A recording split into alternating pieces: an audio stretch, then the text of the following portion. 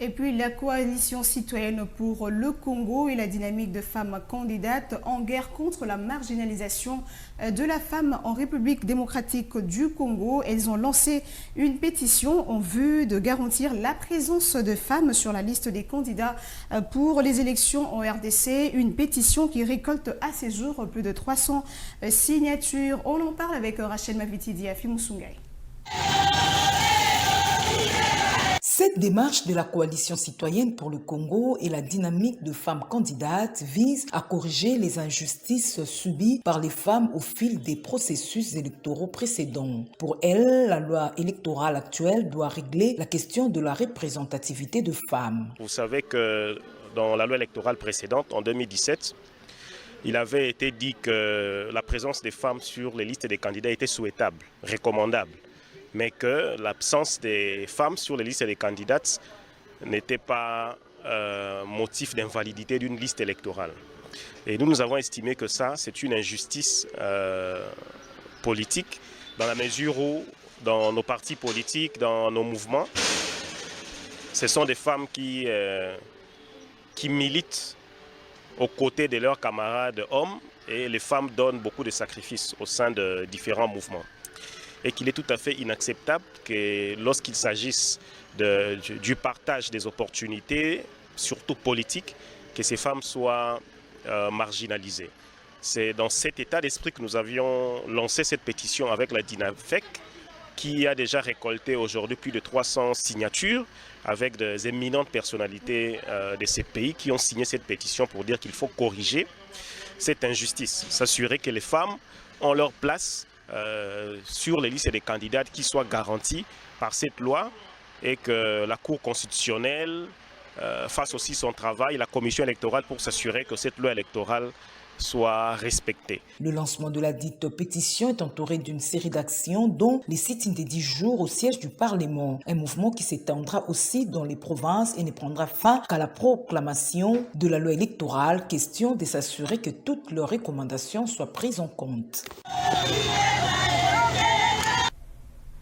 Et voilà, je l'avais annoncé au début de ce journal, Richie Lontulungu, président de la coalition citoyenne pour le Congo, est l'invité de ce journal. On dit bonsoir.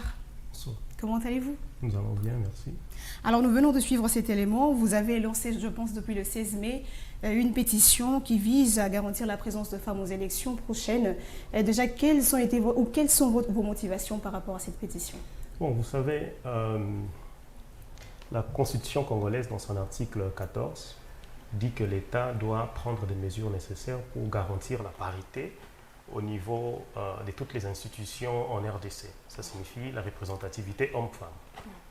Alors, en 2017, nous avons eu une loi électorale qui avait été gravement discriminatoire vis-à-vis des femmes, de la femme donc, qui disait que la présence des femmes sur les listes des candidats était souhaitable, mais que l'absence des femmes n'était pas motif d'invalidité d'une liste électorale. Alors, nous avons estimé que cela fait partie des injustices criantes, dans la mesure où, vous savez que les femmes, elles militent activement au sein des partis politiques, au sein des organisations.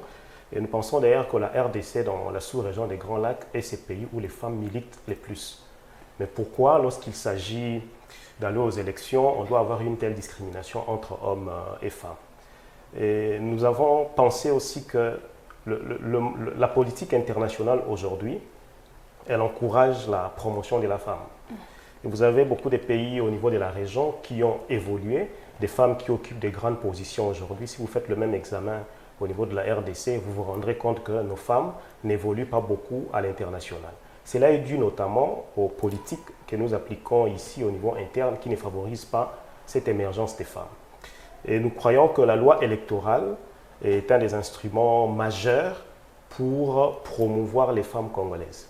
Parce qu'à travers les élections, si les femmes congolaises parviennent à occuper des sièges, beaucoup de sièges au niveau du Parlement, si les femmes congolaises parviennent à obtenir des positionnements au niveau de toutes les institutions, cela leur donne une porte vers l'extérieur. Ça permet au Congo de s'imposer aussi à l'international.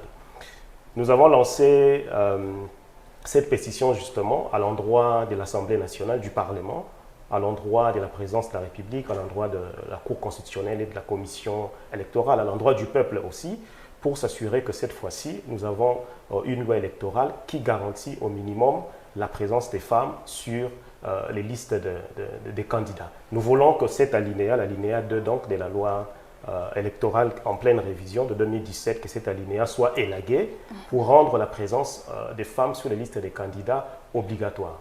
Alors, c'est depuis le 16 mai que vous avez lancé, nous sommes le 23 aujourd'hui, ça fait à peu près 7 jours, voire une semaine. Et qu'est-ce qui est déjà fait? Où en êtes-vous avec cette pétition?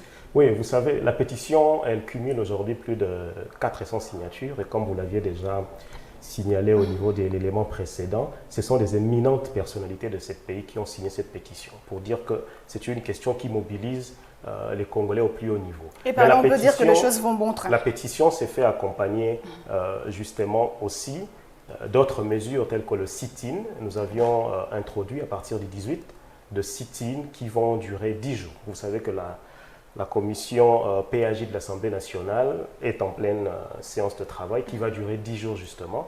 Donc ces sit-in durent aussi 10 jours jusqu'au 28 pour interpeller la conscience des parlementaires, pour s'assurer que les femmes ont bien leur place. Vous savez, je vais juste prendre l'exemple du Kenya voisin.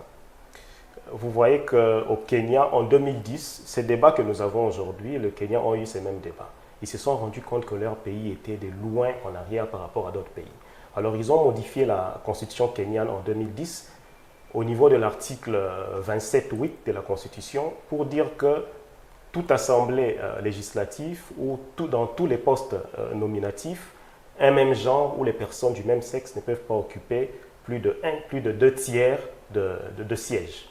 Ça veut dire que s'il y a 2 tiers d'hommes au niveau du Parlement, il faut absolument qu'il y ait 1 tiers de femmes.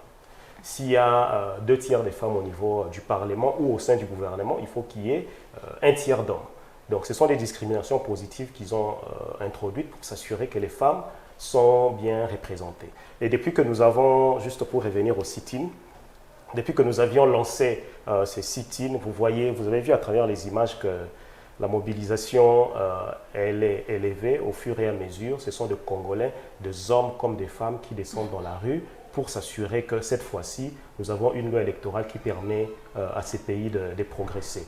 Mais jusqu'où comptez-vous aller avec cette démarche? Nous ne nous arrêtons pas au simple fait que nous avons lancé une pétition. Si les demandes formulées dans cette pétition, soutenues d'ailleurs par l'ensemble de la population congolaise, si ces demandes ne sont pas prises en compte, nous allons poursuivre avec d'autres actions, notamment au niveau de la Cour constitutionnelle, qui est elle aussi visée par cette pétition. Et si nous ne gagnons pas au niveau du Congo, nous irons, parce que le Congo, vous savez, a ratifié un certain nombre d'instruments internationaux. Le Congo fait partie de la Cour africaine des droits de l'homme. Nous pensons que, et cela est admis généralement au Congo aussi, que la participation politique de femmes est un droit humain. Donc nous irons aussi au niveau de la Cour africaine des droits de l'homme et il y aura beaucoup plus, bien d'autres actions qui vont suivre. Mais juste pour chuter, nous l'avons dit aussi dans une des communications que nous avions faites, que vous voyez cette mobilisation dans la masse, cette mobilisation au niveau des femmes, au niveau des hommes, cela accompagne la politique du chef de l'État en matière du genre, qui est une politique progressiste, qui est une politique qui vise justement à faire émerger les femmes congolaises à tous les niveaux. Et nous estimons que l'unique manière de faire bénéficier, de faire profiter à notre société, de faire profiter notre société de cette politique progressiste de la femme, entretenue par les chefs de l'État, c'est d'écouler cette politique en termes de loi, en termes de mesures d'application. Et la loi électorale est le premier instrument et nous insistons là-dessus. Alors, une dernière question avant de vous libérer. Est-ce que vous avez préparé ces femmes, parce que vous combattez pour les femmes, est-ce que vous avez déjà préparé au préalable ces femmes pour qui vous combattez? Non, vous savez, ça c'est une très belle question. Nous avons lu plusieurs recherches pour se rendre compte que sur le plan intellectuel, la femme congolaise est de loin supérieure par rapport sur le plan des chiffres, par rapport à d'autres pays au niveau de la région ici. Et comme je l'ai dit précédemment aussi, sur le plan du militantisme politique et social, vous voyez que les femmes au Congo sont plus engagées que dans d'autres pays. Et nous pensons qu'en tant qu'au pays, nous pouvons nous assurer juste que nous donnons de la place à toutes ces femmes et que nous puissions nous distinguer en tant que nation dans la scène internationale. Voilà, c'était un plaisir de vous avoir sur ce plateau. Je rappelle, c'était Richie Lontulungu, il est président de la coalition citoyenne pour le Congo. Merci d'avoir répondu à nos questions. Je vous remercie. Et madame, monsieur, on